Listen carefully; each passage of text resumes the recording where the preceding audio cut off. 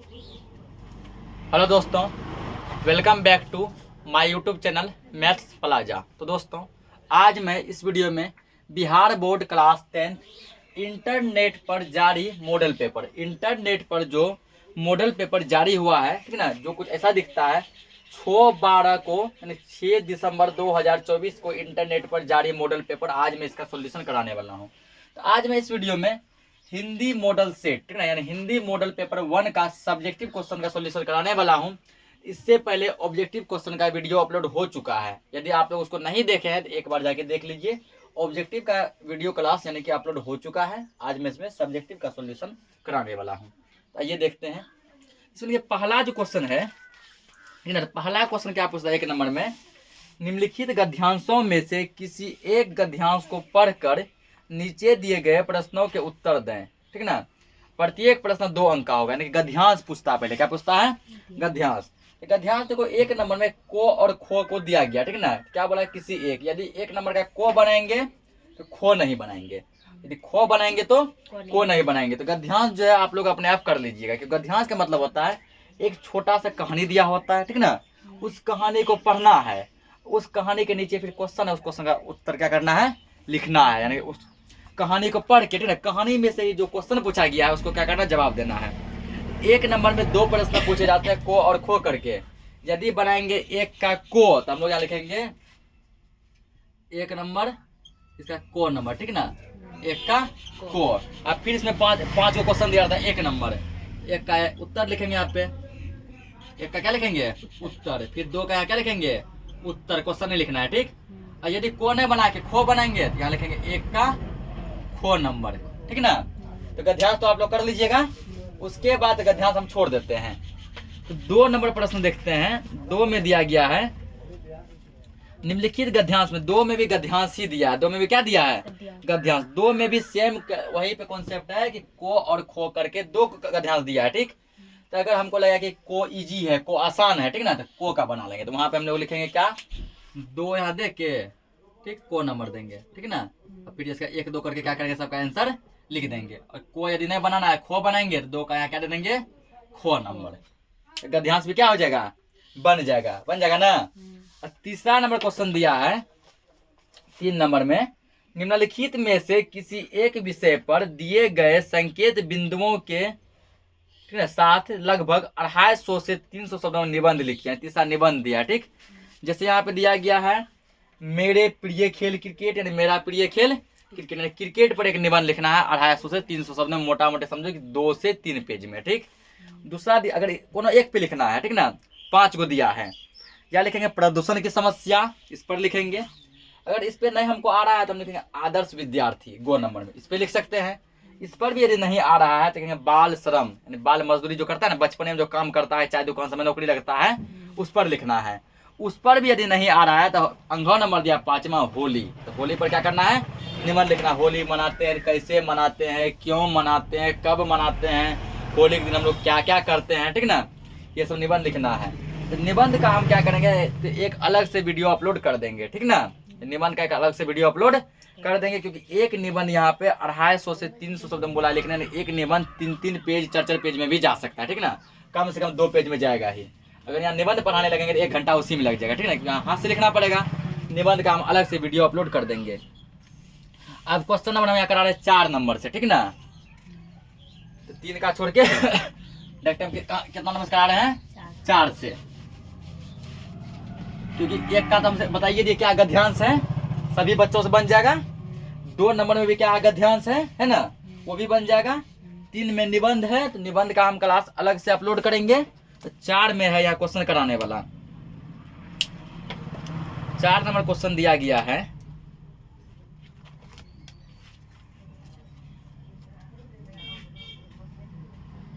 Question number 4, ठीक ना। 4 में क्या दिया गया क्वेश्चन? यानी वार्षिक परीक्षा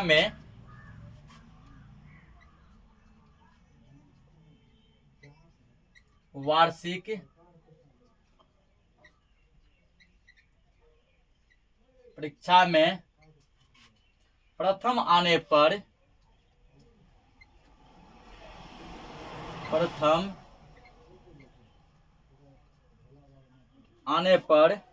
अपने मित्र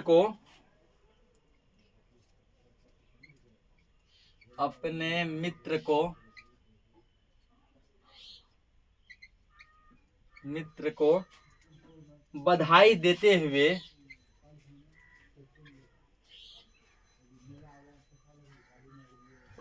अपने मित्र को बधाई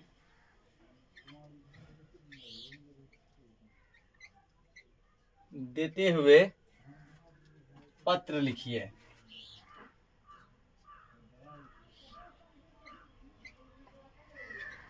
पत्र लिखिए कहने का मतलब हुआ, ठीक ना, तुम्हारा मित्र जो है, तुम्हारा दोस्त जो है, वो वार्षिक परीक्षा में, मान लो मैट्रिक या इंटर की परीक्षा में प्रथम आया, प्रथम मतलब फर्स्ट आया, ठीक, क्या आ गया, फर्स्ट डिवीजन किया, ठीक ना।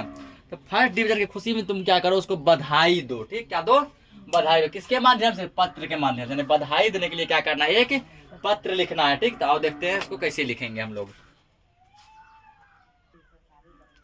अब देखो क्या करेंगे, ठीक ना, तो जिस भी दोस्त का तुम लोग को नाम लिखना हो, ठीक, जिसको पत्र लिखना हो तो किसी का भी नाम लिख दो, ठीक ना। जैसे मान लो यहाँ पे हम लिखते हैं, चलो उत्तर इसका लिखते हैं हम लोग, ठीक, उत्तर। तो इसका शेड्यूल क्या लिखेंगे, प्रिय, अपना यहाँ दोस्त का नाम लिखेंगे, अपना क्या करेंगे, दोस्त का नाम लिखेंगे। जैसे मान लो मैं लिखते हैं प्रिय अमन,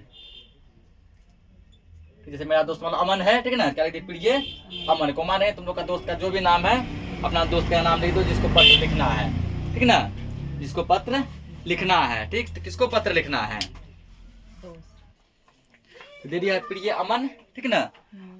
तो अपना यहाँ दोस्त का नाम लिखना है, जिसको जो भी फ्रेंड है ना, जो अपने फ्रेंड को लिखना चाहता लेटर, उसको लिख देंगे। मतलब प्रिय अमन लिख दिए, उसके बाद लिखेंगे सप्रेम नमस्ते, सप्रेम नमस्ते, हम लोग उसको क्या किया, नमस्कार किए, सप्रेम नमस्ते, ठीक ना। तो नमस्ते के बाद क्या करेंगे, अब जो है हम लोग यहाँ से अपना बात लिखेंगे, ठीक, सप्रेम नमस्ते। अब यहीं से हम लोग लिखेंगे यहाँ पे, मान लो आशा है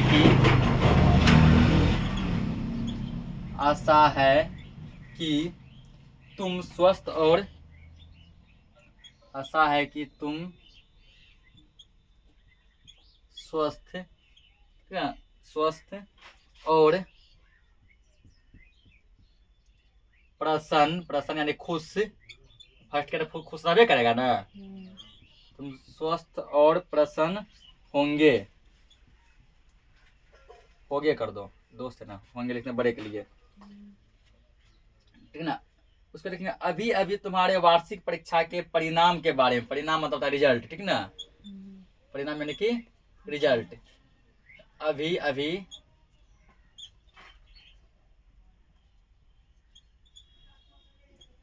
तुम्हारे, अब फिर यहाँ से अपना जहाँ से लिखे लाइन लिखे थे वहां से लिखते रहेंगे, अभी अभी तुम्हारे वार्षिक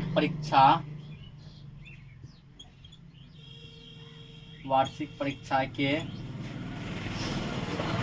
परिणाम के बारे में, परिणाम यानी कि रिजल्ट होता है, इंग्लिश में रिजल्ट इसी कहते हैं, परिणाम के बारे में पता चला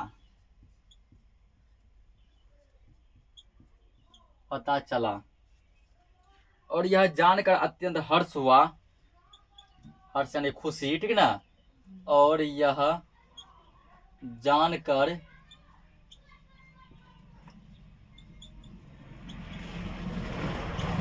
अत्यंत हर्ष हुआ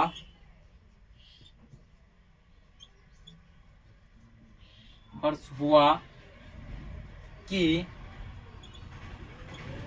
तुमने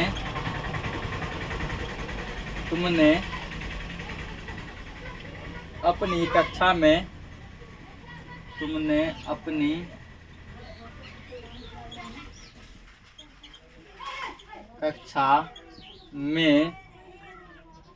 प्रथम स्थान, प्रथम यानी होता फर्स्ट डिवीजन, ठीक ना, प्रथम स्थान प्राप्त किया है,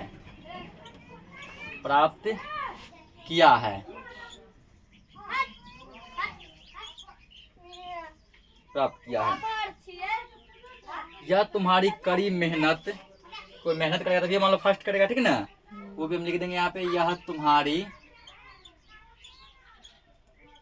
यह तुम्हारी कड़ी मेहनत, यह तुम्हारी कड़ी मेहनत, लगन और अनुशासन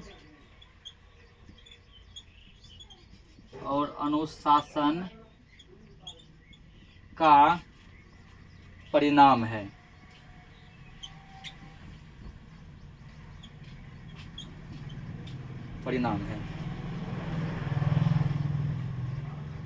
ठीक, उसके बाद इसमें और भी लिखेंगे, ठीक है ना। इतना पहले नोट किया जाए और इसमें लिखते हैं हम लोग। नोट हो गया, ठीक है ना। नोट होने के बाद हम लोग यहाँ लिखेंगे, तो पैराग्राफ चेंज कर लेते हैं। पैराग्राफ चेंज का मतलब आधे लाइन से, ठीक है ना, आधे लाइन से लिखेंगे यहाँ पे, तुम्हारी सफलता न केवल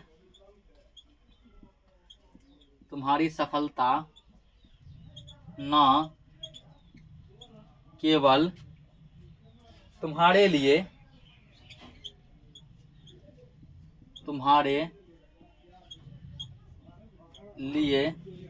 बल्कि हम सब के लिए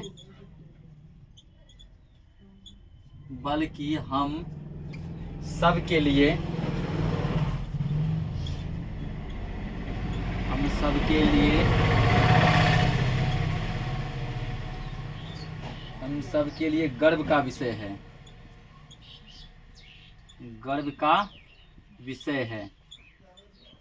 कहने का मतलब है कि तुम जो फर्स्ट किया है, तुम जो सफल हुआ है, ठीक है ना, ये केवल तुम्हारे लिए गर्व का विषय नहीं है, हम तुम्हारे दोस्त हैं, हमारे लिए भी क्या है, तो गर्व का विषय है, ठीक है ना। कि मुझे यकीन है, आगे और जोड़ दो, मुझे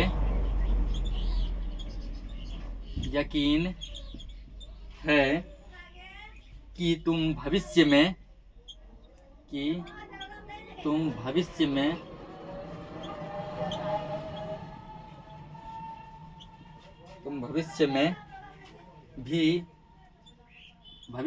भी इसी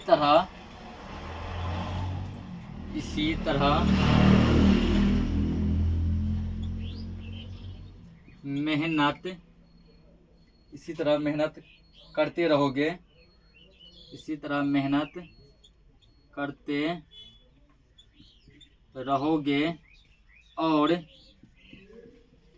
करते रहोगे, और अपने माता पिता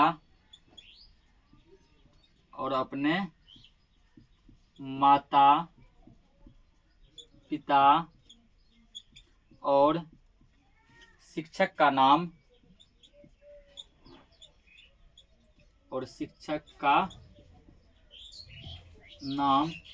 रोशन करोगे।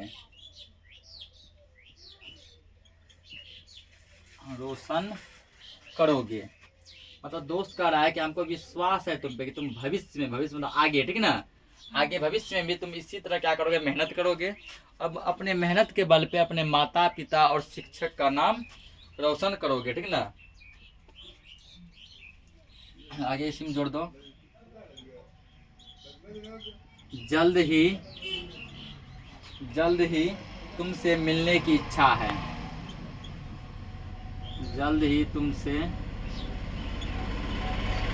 मिलने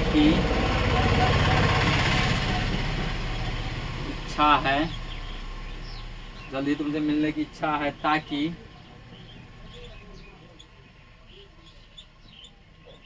तुम्हें व्यक्तिगत रूप से, व्यक्तिगत मतलब वहाँ के सामने सामने मिल के, ठीक है ना, व्यक्तिगत रूप से बधाई दे सकूं। बधाई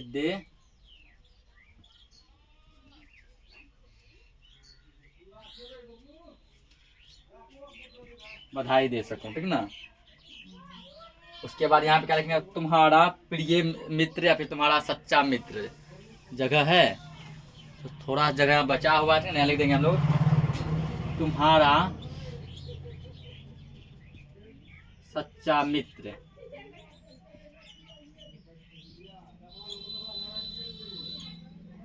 तुम्हारा सच्चा मित्र।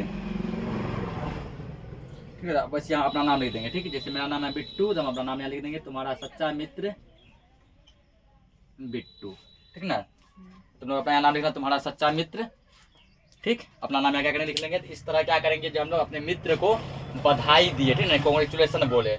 ये प्रश्न जब भी पूछे क्वेश्चन 5 नंबर में पूछे, कितना नंबर में, यानी कि 5 नंबर मिल जाएगा मात्र इतना लिखने पे। इसको नोट करो, अगला क्वेश्चन देखते हैं।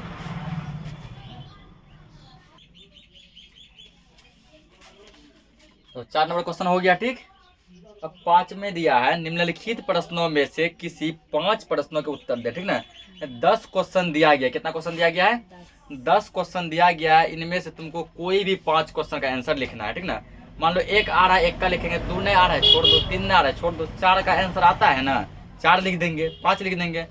10 क्वेश्चन में से कोनो 5 क्वेश्चन क्या करना है, आंसर लिखना है। ठीक, यही इसी सेम टाइप का तुम्हारे एग्जाम में भी पूछेगा। ठीक ना, एक क्वेश्चन या 2 नंबर का, एक क्वेश्चन कितना नंबर का, 2 नंबर का है। तो 5 क्वेश्चन का उत्तर देंगे, तो 5 क्वेश्चन का होगा 10 नंबर का। ये है 5 नंबर में। ठीक है ना, तो 4 नंबर था, ये है मॉडल सेट के 5 नंबर में। हेडिंग लगाते हैं, निम्नलिखित में से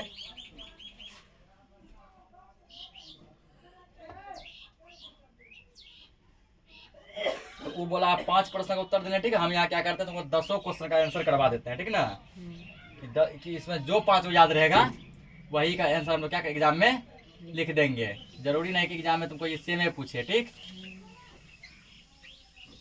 निम्नलिखित,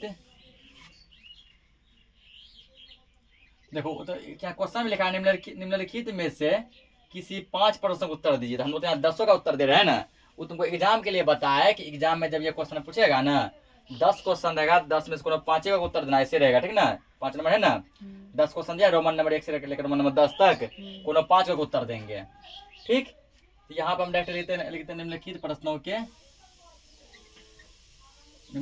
के उत्तर दीजिए। हम तो यहाँ सब कराने वाले हैं ना, प्रश्नों के उत्तर दीजिए। यहाँ हम 10 सिखा देते हैं, एग्जाम में इसमें से कोनो 5 प्रश्न का उत्तर लिख देंगे। ठीक है, अब मान लिया पहला क्वेश्चन इसका दिया है, भीमराव अंबेडकर के अनुसार, भीमराव, पहला चैप्टर क्वेश्चन है, भीमराव अंबेडकर के अनुसार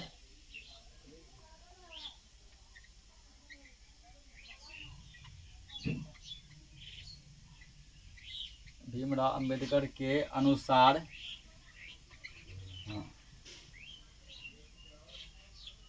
जातीयवाद के पोषक,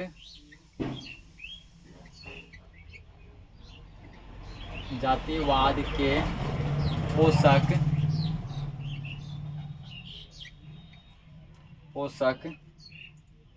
उसके पक्ष में क्या तर्क देते हैं।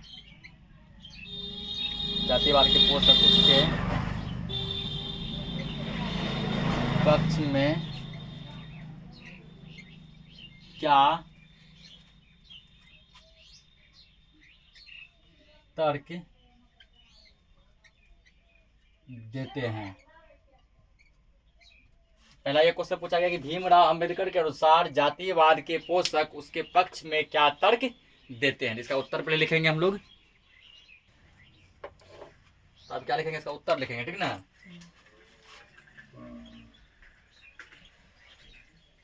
उत्तर,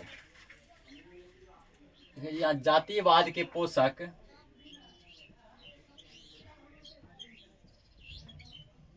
जातीयवाद के पोषक उसके पक्ष में तर्क, उसके पक्ष में तर्क देते हुए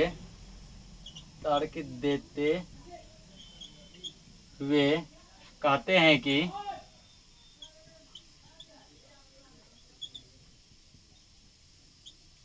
हैं कि आधुनिक युग में कार्य कुशलता के लिए, कहते हैं कि आधुनिक युग में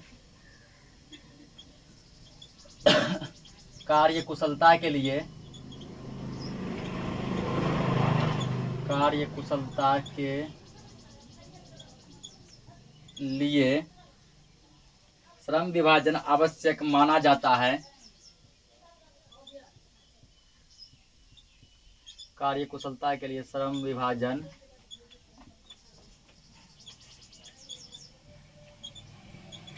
आवश्यक माना जाता है।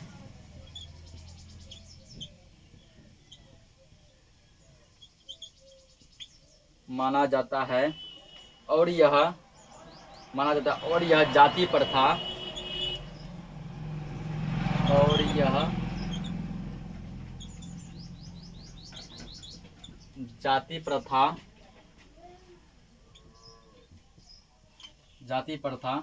अपने यहाँ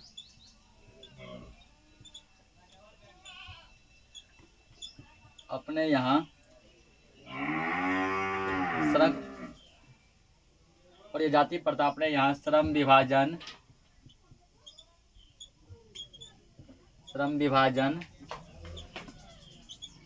का ही दूसरा रूप है।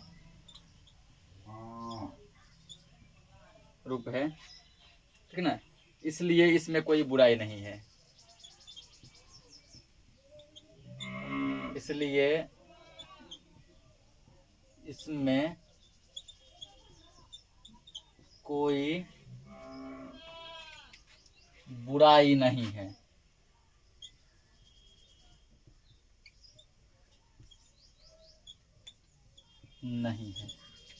क्वेश्चन क्या था? भीमराव अंबेडकर के अनुसार जातिवाद के पोषक उसके पक्ष में क्या तर्क देते हैं? जातिवाद के पोषक उसके पक्ष में तर्क देते हुए कहते हैं कि आधुनिक युग में कार्यकुशलता के लिए श्रम विभाजन आवश्यक माना जाता है। आधुनिक यानी कि आज के युग में, ठीक ना, आज के युग में कामकाज के लिए श्रम विभाजन आवश्यक माना जाता है और यह जाति प्रथा अपने यहाँ श्रम विभाजन का ही दूसरा रूप है। जाति प्रथा किसका दूसरा रूप है? तो श्रम विभाजन का ही दूसरा रूप है। ये ऑब्जेक्टिव में भी पूछा जा सकता है, इसलिए इसमें कोई बुराई नहीं है। इसको नोट करो। दूसरा क्वेश्चन देखते हैं।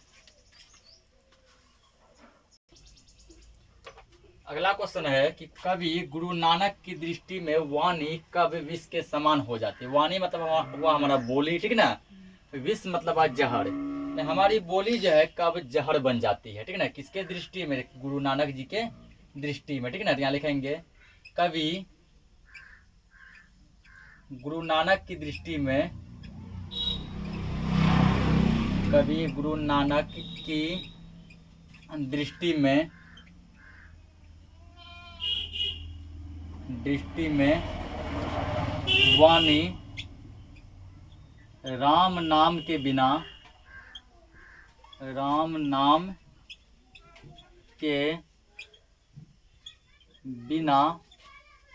विष के समान हो जाती है।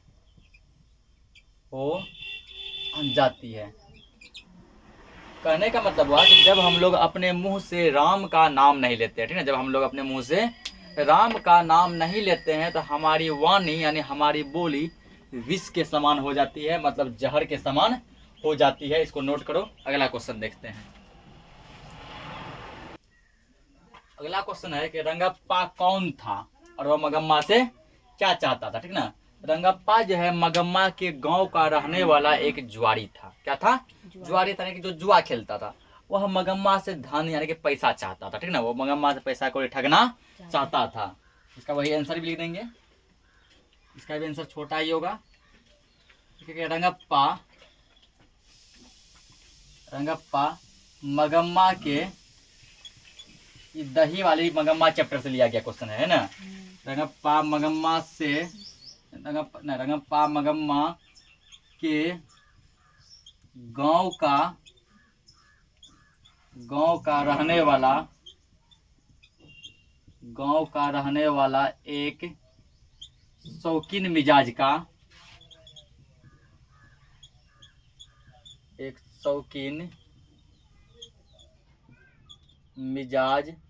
का जुआरी था। क्या था वो? जुआरी। जुआरी था, जुआ खेलता था, ठीक ना। जुआरी था, यहाँ तक हो गया। रकम कौन था? और वह मगम्मा से क्या चाहता था, लिखेंगे और वह मगम्मा से धन चाहता था। क्या चाहता था? धन, यानी कि मगम्मा से पैसा ठगना चाहता था, धन चाहता था। रंगप्पा मगम्मा के गांव का रहने वाला एक जुआरी था जो कि मगम्मा से क्या चाहता था? धन चाहता था। इसको नोट करो। अगला क्वेश्चन देखते हैं। अगला क्वेश्चन है कि बिरजू महाराज कौन कौन से वाद्य बजाते थे। कहने का मतलब है कि बिरजू महाराज क्या क्या बजाते थे, ठीक ना। बिरजू महाराज क्या क्या बजाते थे, इसका उत्तर लिखेंगे Birju Maharaj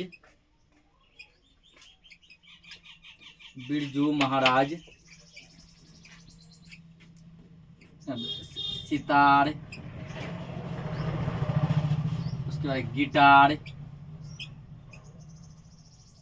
sitar, guitar, harmonium, sitar, guitar, harmonium, ठीक ना, बांसुरी,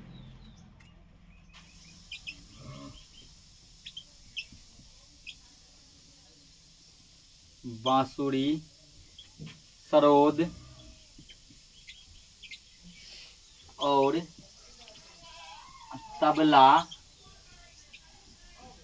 और तबला बजाते थे,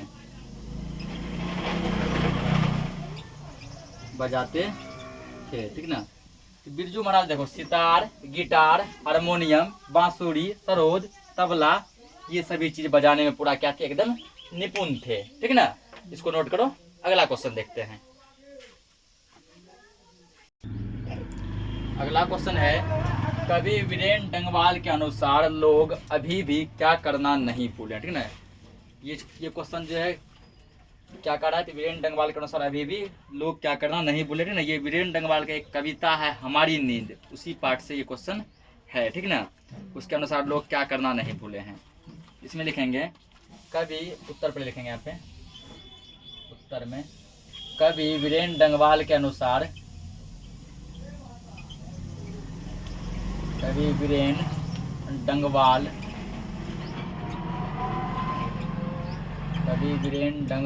के अनुसार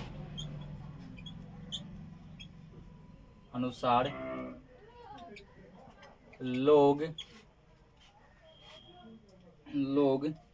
अभी भी प्रेम करना नहीं भूले हैं, एक दूसरे से प्रेम करना नहीं भूले हैं। लोग अभी भी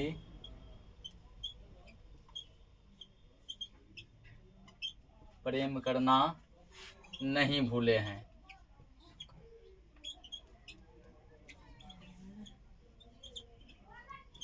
नहीं बोले, एक दो लाइन इसमें और लिख देते हैं। उनकी कविताओं में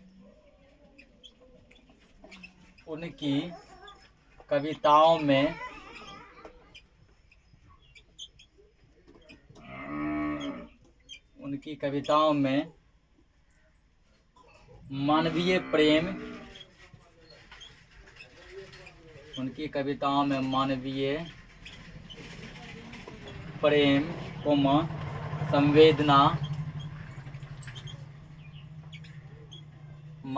प्रेम, संवेदना, और करुणा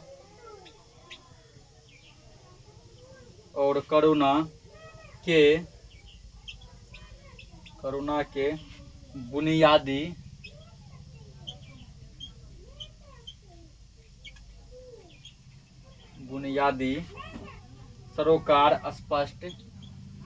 बुनियादी सरोकार स्पष्ट रूप से दिखाई देते हैं।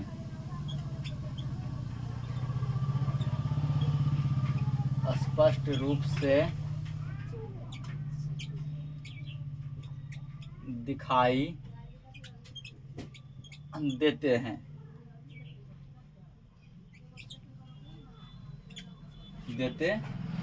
ठीक ना। अगला क्वेश्चन देखते हैं, इसमें इसको नोट किया जाए।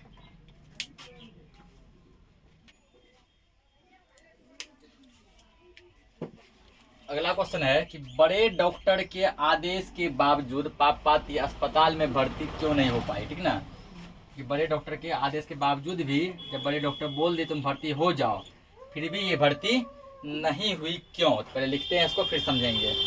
तो लिखेंगे पापपाती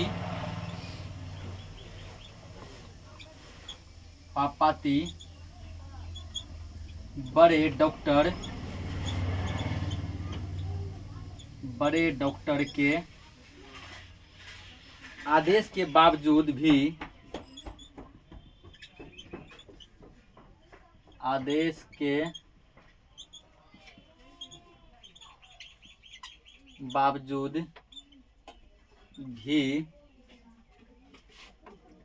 बावजूद भी अस्पताल में भर्ती नहीं हो पाई। बड़े डॉक्टर के आदेश के बावजूद भी अस्पताल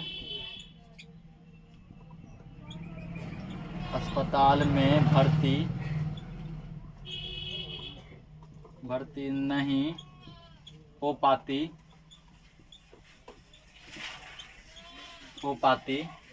क्योंकि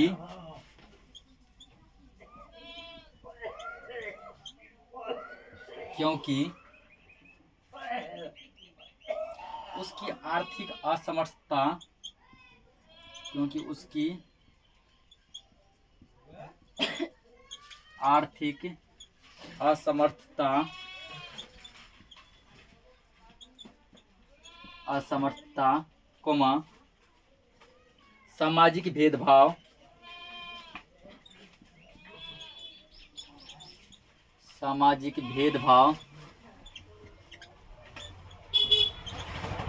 सामाजिक भेदभाव, और अस्पताल की लाचार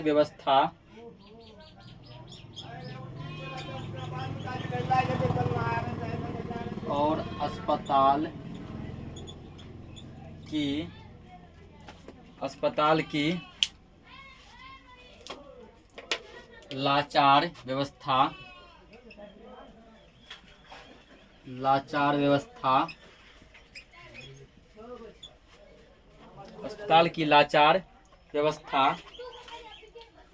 उसे आवश्यक इलाज से वंचित कर देती है।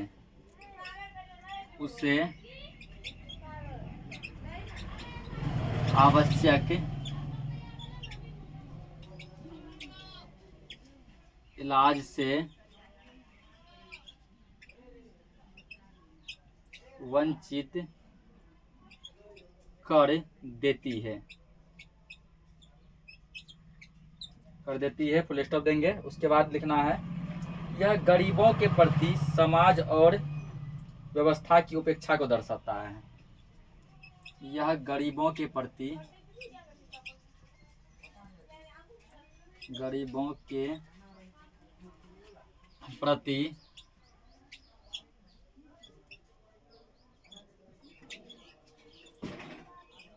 समाज और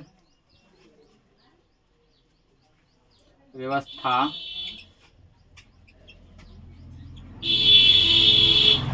को दर्शाता है।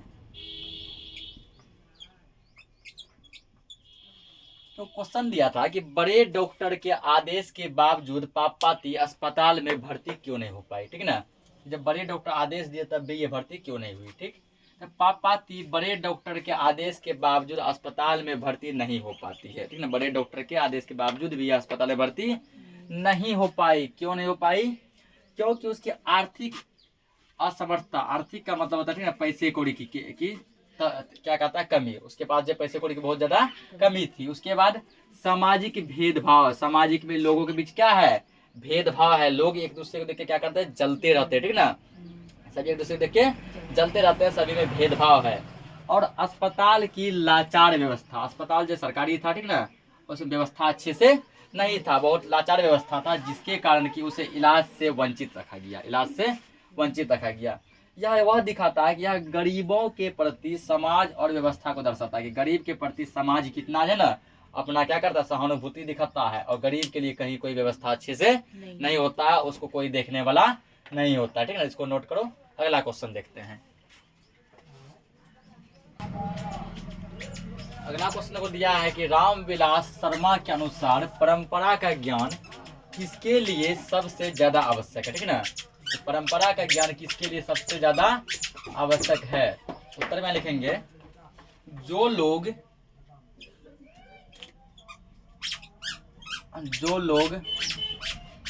रूढ़ियों को तोड़कर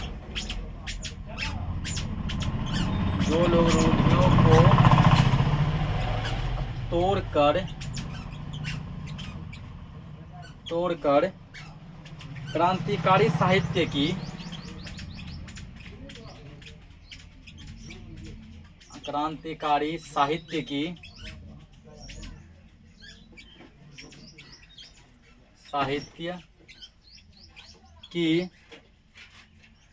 रचना करना चाहते हैं,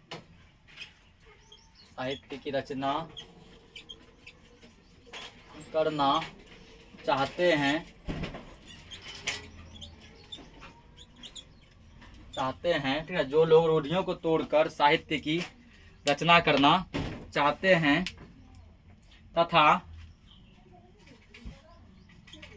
तथा साहित्य युग में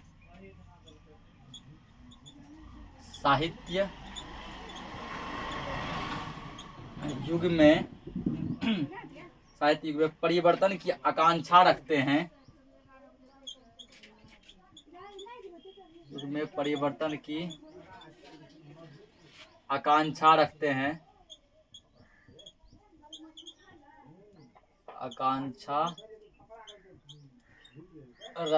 हैं,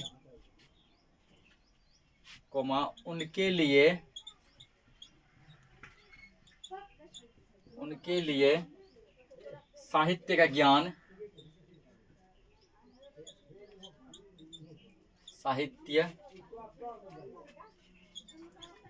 ज्ञान सबसे ज्यादा आवश्यक है।